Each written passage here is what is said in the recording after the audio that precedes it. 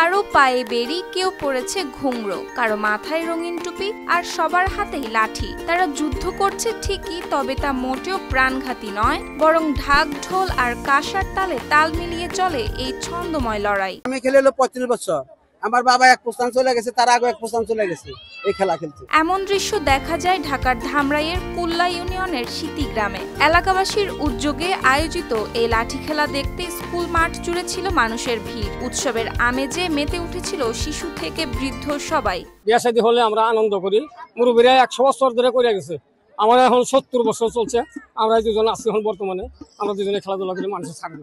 বাংলাদেশের প্রথম immunity booster সমৃদ্ধ ফ্যান্টাস্টিক হ্যাপি এনার্জি বিস্কিট। দর্শকদের কেউ কেউ মোবাইলে ভিডিও করছিল, কেউ একেবারে সামনে বসে উপভোগ করছিল প্রতিটি লড়াইয়ের মুহূর্ত।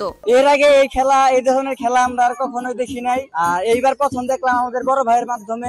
আয়োজকরা জানান এই খেলাকে নতুন প্রজন্মের সঙ্গে পরিচয় করিয়ে দিতেই তাদের এই আয়োজন। ইয়াং জেনারেশনের পোলাপানগুলো সবাই নানান দিকে চলে যাচ্ছে, এই বাংলার ঐতিহাসিক খেলাগুলা দিন দিন বিলুপ্ত হয়ে যাচ্ছে, যার কারণে আমাদের যুবকদের এবং এলাকাবাসীর পক্ষ থেকে ঈদ পুনর্মিলনী অনুষ্ঠানের সাথেই আমাদের এই ঐতিহাসিক খেলাধুলাগুলোকে আবার ফিরে পুনরুজ্জীবিত করার প্রয়াস জাগাইছি।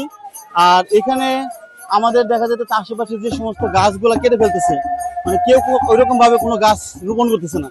আমরা এখানে উপহার হিসেবে গাছের চারা দিচ্ছি, যাতে পাশাপাশি আমাদের পরিবেশ প্রকৃতির সাথেও আমাদের একটা ভারসাম্যতা বজায় রাখে। তরুণ প্রজন্মকে মাদকাসক্তি থেকে দূরে রাখতে এমন ইতিবাচক আয়োজনের প্রয়োজনীয়তার কথা মাথায় রেখে প্রতি বছর যাতে এই খেলা আয়োজন করা যায় সেটাও নিশ্চিত করা হবে বলে জানান প্রধান অতিথি। বাংলার ঐতিহ্য এই খেলা, যে খেলাটি এখন বর্তমান যুগে বিলুপ্তির পথে, মাদক থেকে যুব সমাজকে বের করে আনার জন্য এই পুরানো যে ঐতিহ্য, আমাদের ঐতিহ্যগুলো মানুষকে মনে করে দেওয়ার জন্য আজকের এই আয়োজন।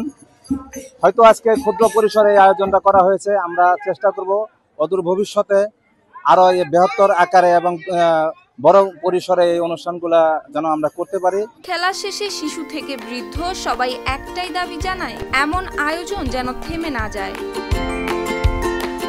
News desk, RTV।